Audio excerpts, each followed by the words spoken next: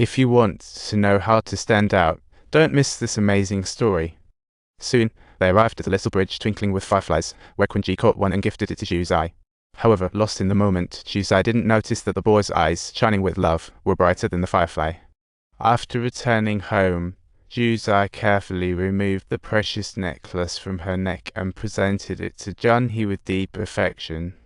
At this very moment, Jux's elderly grandfather was standing alone, patiently and quietly awaiting the return of his beloved granddaughter on the distant other side.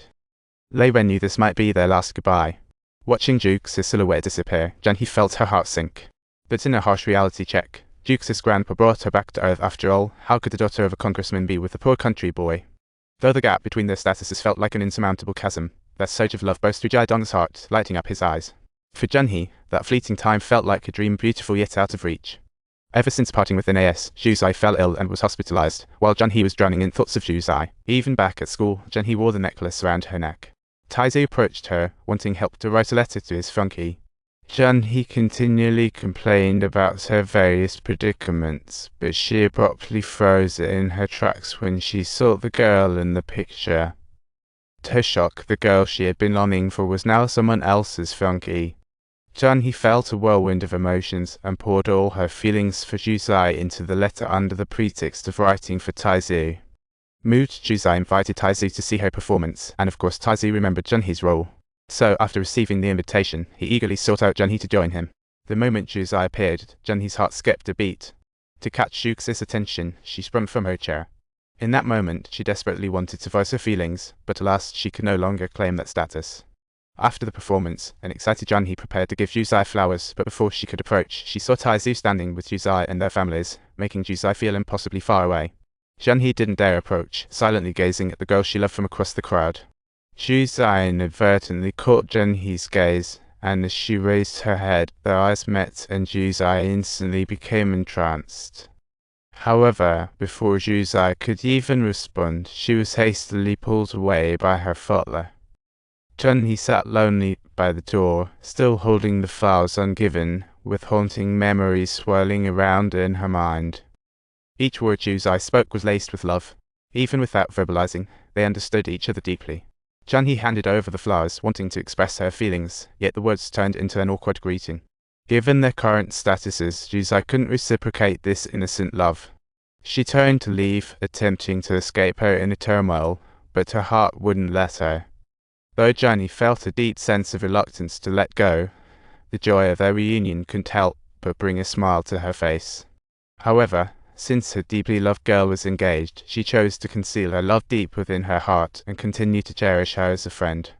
When Taizai introduced Juzai to Junhee, she pretended to be composed, politely introducing herself. Both felt incredibly stirred. During dance class, they communicated their longing through lip reading and secretly danced together. After the dance class concluded, Taizai safely escorted Juzai back to her doorstep. In this intimate relationship that was always controlled by their parents, Juzai gradually learned to accept her fate.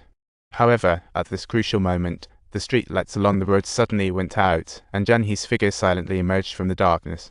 Seeing this, Juzai hastily ran downstairs and tightly embraced Junhee, who she had been separated from for so long. Junhee and Juzai no longer cared about their differences. Their hearts spoke without words, yet after dance class ended, Taizai grew more attentive to Juzai, leaving Juzai feeling the pressure between her. Seeing Juzai unresponsive, Taizai couldn't help but cry, and then approached Junhee to vent. Hearing her friend's complaints, Junhee felt a sting in her heart. After all, Taizai had someone to talk to, but who would listen to her feelings? No matter how guilty she felt, her longing for Juzai was undeniable. Seeing Juzai constantly avoiding eye contact with her, Junhee felt an immense pain in her heart. She mustered her courage and grabbed Jux's hand, longing to confess everything, as tears intertwined with the rain flowing down her face. Juzai gazed affectionately at the girl before him, realizing that he still couldn't sever his deep feelings for her. Junhee initially planned to tell Taizai, but alas, Taizai discovered their secret from the necklace. That necklace was a betrothal gift for Juzai from Taizai's father. Realizing that the one Juzai truly loved was Junhee, Taizai chose to support them and asked Junhee to write to Juzai daily on her behalf. A letter returned by the sender was ultimately discovered by Taize's father, revealing the secret. This was the marriage of Taize from back in the day. When she realized the one Juzai really loved was Junhee, she came to understand that her marriage was doomed to be unhappy. This was the marriage of Taize from back in the day. This was the marriage of Taize from back in the day. Observing her such a disappointing son, Taize's father felt extremely displeased and frustrated. He lashed out at Taize with a whip, making it nearly impossible for her to breathe.